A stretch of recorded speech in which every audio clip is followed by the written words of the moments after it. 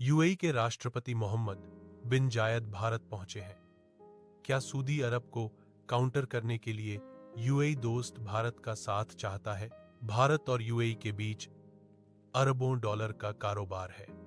क्या अब defence deal की आहट भी है? क्या भारत से हथियारों की डील करेगा यूएई? एक वक्त था जब यूएई के राष्ट्रपति मोहम्मद बिन जायद अपने से 20 साल छोटे क्राउन प्रिंस को गाइड करने का काम करते थे। गुरु और शिष्य वाली यह जोड़ी आज मारने काटने तक पहुंच चुकी है। वजह है दबदबा जो कि कायम रहना चाहिए। ईरान संकट और खाड़ी देशों में तनाव के बीच यूएई के राष्ट्रपति शेख मोहम्मद बिन जायद अल नहयान भारत दौरे पर आए हैं। वह प्रधानमंत्री नरेंद्र मोदी के न्योते पर भारत आए हैं और सऊदी अरब को काउंटर करने के लिए दोस्त भारत का साथ चाहते हैं। भारत और यूएई का कारोबार कितना बड़ा है, भारत का कैसा रिएक्शन है, लेकिन उससे पहले समझिए यूएई और सऊदी अरब के रिश्ते कहां से दुश्मनी में बदलना शुरू हुए।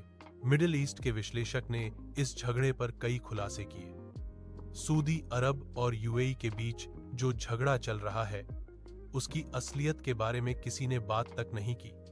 उन्होंने न्यूयॉर्क टाइम्स के कम्युनिस्ट के उस बयान का जिक्र किया है जिसमें उन्होंने कहा था कि दुनिया अब पूरब और पश्चिम के बीच नहीं बल्कि व्यवस्था और अव्यवस्था के बीच बंटी हुई है। यह बात आज रियाद और अबू धाबी के बीच जो हो रहा है इसको बताती है।